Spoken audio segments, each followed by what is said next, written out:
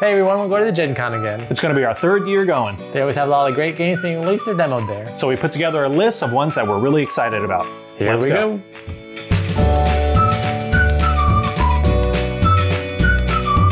So there are a lot of great games going to be at Gen Con. There's 400 on the Board Game Geek preview list, and that's not even all of them. That's just the ones that they have on the Board Game Geek preview list, but that's kind of what we're using to base our list off. I don't know what Lee's top 10 are. I know what my top 10 are. He doesn't know what my top 10 are. So we'll go back and forth and we'll discuss them. And if I've heard of the ones he's talking about, then I can kind of chime in. But if I haven't, I'll try to see what he's talking about. Same thing. I'll explain what I'm talking about too. Before we start there, let me ask you. So we're using Board Game Geek lists.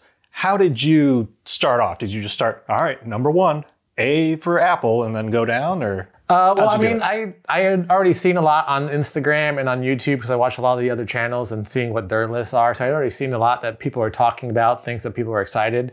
And there are a few Kickstarters that either we backed and are finally going to have a demo there, or that we didn't back and I would like to see it in person because maybe I'll late pledge or maybe get it there if it's going to be available. Out of the 400, I probably knew about 200 of them. But the other 200, yeah, I just went down, oh, that looks interesting. Purely just book by its cover, right? Oh, that box art looks cool. Let's click on that. Oh, wait, that doesn't sound good at all. This is what I did. My process was I exported the list in Excel, because you know I love Excel, and I filtered out all the ones that were demo because, you know, I want to be able to get it there. So really everything I looked at was for sale. And then I just went down and read the names. So just very face value, just superficial, like, is it for sale? What's the name? And I'm like, okay, do any of these names like grab me right now? And then I would highlight it and then I would go back. Very scientific process. Very. Well, it started off very scientific. I put it in Excel. I was like, okay, so he analyzed everything, he broke it all down, and then I just deleted a whole column. Yeah. Made some pivot tables, cross-reference these other ones. No. And then I just purely read the name and nothing else about the game. Because like when you take out the demos, right? I think it was like 420 was the whole thing, but then when you take out the demos, it ended up being like 320. So let's say 100 are. So your list only has games for sale. Correct. My list has demos and games for sale, so I'll let you know if it's a demo or for sale when I go through our list. I played around with the idea of just removing all the expansions and just going for the standalones, but I have a couple expansions. I left them in there. Because some of the expansions are some of the things I'm most excited about, because it's more content for games that I already love. So.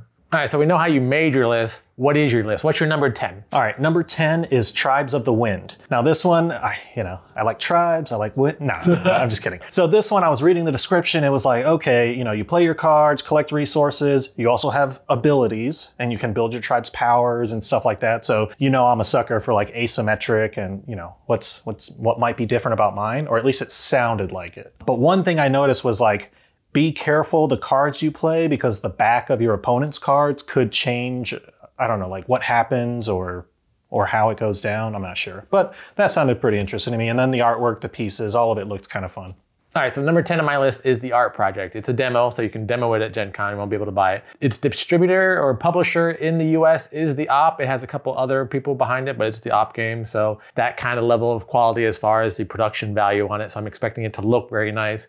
The videos and pictures I've seen from Gamma all looked really cool. But basically, it's a co-op game, which you know us, we're not always whatever, but the game sounds cool because you're a team and you have to recover stolen artwork. So you're going around different countries. Like the one that I saw at Gamma had a map of Japan, and you're going around Japan trying to recover all these different types of artwork. Really intrigued to look at that one. But again, it's only a demo, so we'll see how it plays. So you're stealing the artwork? No, you're retrieving the artwork. Give me my artwork back. It's the Art Project, ART. It's an acronym. It's the Art Rescue Team. Ah, okay.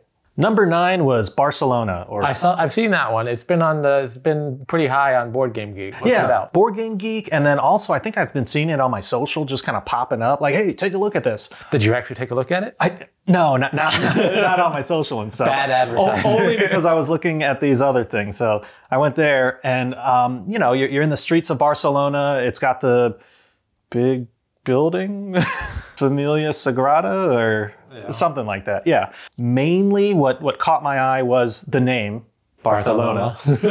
But then, I think I visited there like maybe 5 years ago. So that's why I was like, oh, it's a city builder. I mean, weight-wise, I think it was like 3.7 or out of 5 or something like that. So, my top 10 list isn't all like these heavyweight games or anything. So this is probably one of the heavier ones on there, because I can only play so much of those, not all 10, Some of them I just need a a break and relax. Numero nuevo for you? Number 9 for me is for sale at Gen Con. It's called Sky Team. So it's a 2-player co-op, another co-op game, and a 2-player game. 2 things that usually we refrain from because we try to have more people are playing in our game night, and we're not the huge co-op fans. However, the theme of it sounded really intriguing to me because you're both pilots and you got a co-pilot your plane into different airports, and you're kind of working together, but you don't see what the other one's doing, kind of a thing. So you have to like communicate. So it kind of made me feel like, at least by the description, Captain Sonar, but with 2 people, and you're working together. So it's like, oh, I gotta do this, you gotta do that, and we gotta try to land our plane. So it sounded intriguing to me, and I like the theme of that. So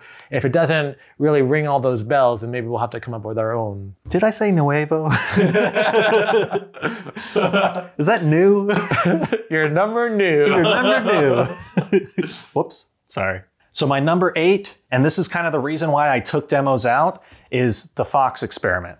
Because at last year's Gen Con, we demoed it. And I remember I was like, oh, this seems like a fun game. I really like to play it and, you know, learn a little bit more, like when we get home or the month after, you know, expecting it to come out sometime not a year later. Yeah, not a year later when it's like, oh, it's going to be at Gen Con and you can buy it. I'm like, to be fair, last year they were demoing it and then the Kickstarter happened afterwards. It was like a promo for the Kickstarter. I know, but it was like that game and then another one. I think it was like Deal with the Devil, where I was just like, oh, this is so like, oh, I can't wait for it to come out. And then it never came out, and or you know, I just waited long, and like, I just don't want to set myself up for that kind of wait. If he plays the game and he likes it there, he wants to buy it now. Yeah. All right, so my number 8 is Diced Veggies. It's the new game from Kids Table Board Gaming. So it's a dice game, which again, my whole list is like, Kenny, why is this your list? It doesn't make any sense. But the mechanic for how you get to choose your dice is a giant cleaver, and then you got to cleave the dice in a certain way. Yeah. So it's like set up, and you have this pile of dice that they call the cutting board, and you got to cut them in a certain way. Then you take those dice and use those to form your veggies that you're making in your meal. So it's not so much the dice, which yes, I'm not a fan of, but it's an interesting mechanic for how they're using the dice. And not so much that I want to play it, but I want to see how it is in person to see if they do something as far as mitigating the dice rolling and all the dice things that I don't normally like. I just want to see how it plays. Number 7 is Age of Innovation. So this is another one that's kind of heavyweight on mine. It's closer to that 4 out of 5. However, what caught my eye was, once again, there's like a bunch of factions, so it kind of makes you unique, I hope. And then, you know, I remember I clicked one of the videos, which was like the only video, just to try and see the pieces in the playthrough. And I think it was all in German, but I caught one word, and it was terraform. And, you know, we're big fans of terraforming Mars, so I was like, say no more. You know, obviously all the other things too, the pieces and whatnot, but it does sound really fun, like building, terraforming the land. Number 7 on mine is a demo, and it's going to be one of those ones where you're like, oh, I really like that, looks awesome, and we're not going to be able to play it for like 2 or 3 years, because this is a demo, still play testing, still prototyping, still doing all that, still working towards, I am assuming, an eventual Kickstarter. It's Luthier, it's a demo, but it's from Dave Beck, who did Distilled. So this is Dave Beck's next game. You're creating musical instruments, and it's a worker placement, and it's a hidden betting game kind of a thing. So it sounds interesting. I'm really intrigued to see how it is, because it's Distilled this year. We saw it last year at Origins, and we had to wait a whole year. We backed it before Origins, and we had to wait a whole year before we even got to play it. I'd say Distilled's probably in my top 5 for 2023 right now, at least halfway through the year. So I'm really looking forward to what he has. But it is probably going to be one of those ones where we'll probably also look forward to it next year, probably still being demoed, not even released yet. So this is just one of those early prototypes. Oh, this looks awesome. So my number 6, this is one of those like not heavyweight at all. It's one of those just relax, bonsai. Yeah, I saw that one. Yeah, so you get a little planter, and then like you just kind of put these little hex tiles out. Some of them look like the wood or like the trunk of a bonsai tree. Then there's green, and then there's like pink, which are like the flowers. I was like, oh, that's almost like those other plant ones where you just, oh, let's just fill our room with plants and relax. Everyone would just chill. Like that seemed like a very nice, easy, just start of the night game night, and then we play the heavy stuff. All right, my number 6 is a demo, and it's an expansion. It's Cascadia Landmarks. So I really like Cascadia. It's probably one of my top 2 tile placement games. I really like all the different choices that you have to make. I like how simple it is. You can explain it to just about anybody. So Cascadia, I'm looking forward to it. You add monuments to your area, natural monuments, new mechanics that help you get even more points and think about new ways of how you're gonna build out your city tile tableau area kind of thing. So I really am intrigued by seeing what they do for the expansion. Number 5 for me is actually interesting because it's previous game or same company. We actually played it at the Tampa Gaming Guild. It was just a quick one we played right away. It was Point Salad. Oh, okay. So my number 5 is actually Point City because everything I was looking at it reminded me of a lot of the games. Like it's quick, but there's still like, it seems like there's a lot more strategy to it. So like Furnace, Machikoro, like looking at the cards and just kind of reading about it, I'm like, man, it seems like those 2 things may be put together. I didn't look too much into it. I was like, let me discover it on my own after that. It was a Kickstarter. I don't think we backed it, but it was a Kickstarter. Number 5, and I'm going really deep on this one. This could be probably even longer later because you're not even planning a Kickstarter for a while. This is a game that's going to be in the First Exposure Playtest Hall. It's called Galactic Cruise, and they're actually in one of the Facebook groups we're in for the designers of different games and stuff. And they've been at different unpublished events type of things, demoing it, and all the pictures look cool. The cover art is Ian O'Toole, so they got Ian O'Toole to do all that. So I'm really looking forward to it. They're also going to be set up at the India Alliance booth, I think, but I'm really looking forward to it because basically it's Galactic Cruise and you're forming the different star cruisers and then sending them out into space, and it looks like kind of a heavier Euro kind of a thing, so just really intriguing to me. So my number 4 was actually Blind Business, and what this is, it's like a bluffing, betting kind of game. So the way I was reading it, the artwork kind of looked cool. It's like that old-timey cartoon, like Teacup Hero or something was, if you've seen that like video game on the internet or whatnot. And the way the game is played, I guess, is like you get 4 cards, you look at it, and then you turn it this way. And well, you shuffle it up and then you turn it this way. And then everyone can see it except you. So then people are like, hey, can I have this card? And you either say yes or no.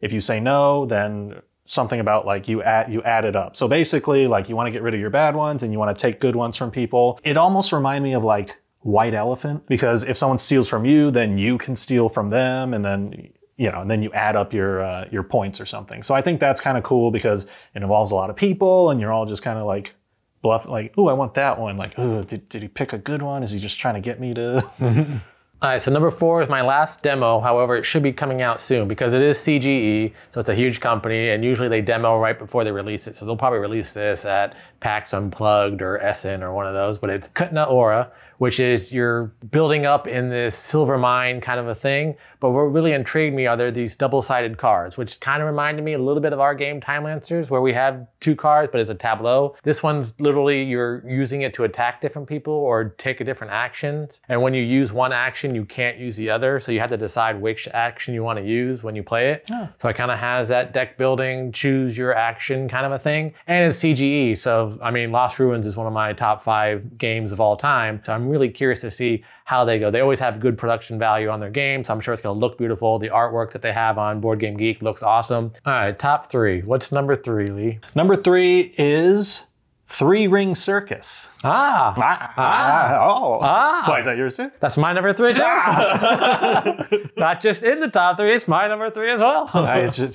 I liked it because I'm always playing game nights with these clowns. He put it on his list so he could make a joke. No, all joking aside, it just sounded really fun. You're supposed to be traveling to these towns, but you're also trying to like recruit performers or things like that. So, they had these little like tents or like circus tent pieces and everything. So I don't know, just the description and seeing all the pieces, I was like, yeah. So it kind of looks like a set collection or hand management of what you have with your performers. So you have them in your hand, but then you're playing them. And then as you play them, you build a tableau of what those performers get you when you put on a performance. And then you're going around the board, kind of Ticket to Ride, or the board really kind of reminds me of the feel of Carnegie, which I really liked, where you're going around and when you go to the different places, you put your circus tent there and then you claim that location. And then I think you get to go through your tableau to earn your money or your other resources to then get more performers and et cetera, et cetera. So just a lot of cool, interesting pieces about it really intrigued me. So my number 3 as well. So would we be carnies?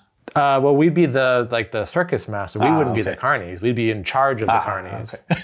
The king king of the carnies. All right, next up is number 2. So my number 2 was actually Emerge. So it's Pandasaurus, one of their new games that's going to be, I pre-ordered it so you can pick it up at Gen Con. So that's going to be cool.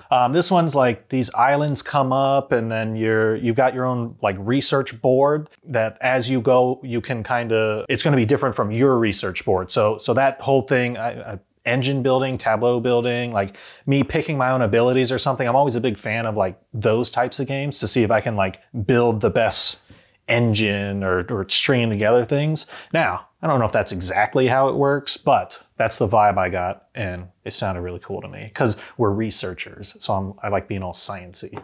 My number 2 is World Wonders, which is a polyomino world building kind of a thing, but you're building an ancient city, and then you have the different city zones, kind of remind me of the zones in Necropolis kind of thing where you're building your cities. And then when you get enough gold and resources, then you can build ancient wonders. So they have the Great Wall of China, they have Machu Picchu, they have little monuments that you can go in. And it's from Arcade Wonders, who also did Foundations of Rome. Yeah. So it's another one of those polyominoes, high production value type games. Only instead of in Foundations of Rome, everyone's working in the same city and you're trying to like area majority. This one you have your own map, like Arc Nova style, and you're creating your own little ancient world.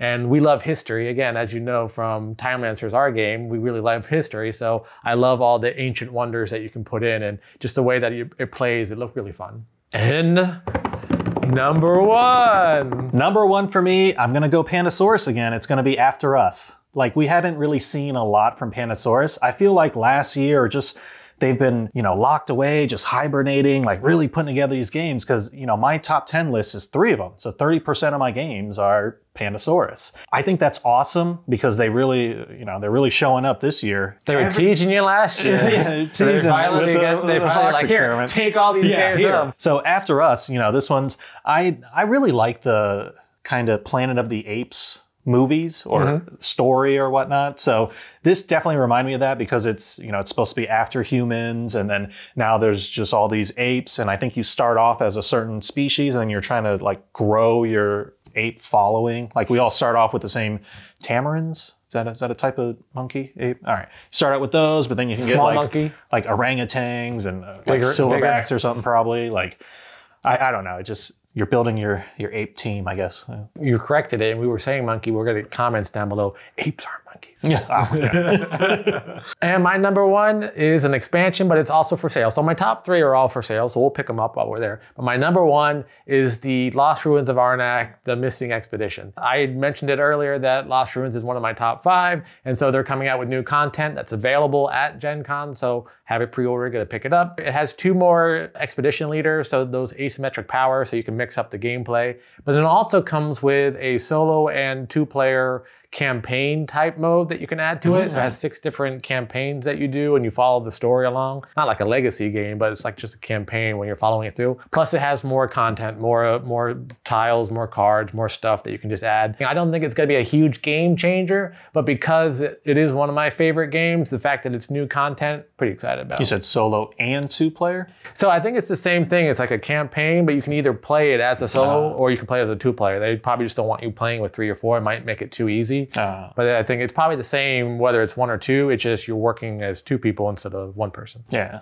So with our list, we'll have links to all of those down below. Plus we'll have our honorable mention list. We'll just go through a few of them right now. This isn't the whole list. It will be down below. But Alphabet Stoop. So that's from the people that did Cultivate and Channel 1. It's a word game. I really like Scrabble and word games like that, even though I don't think Lee does.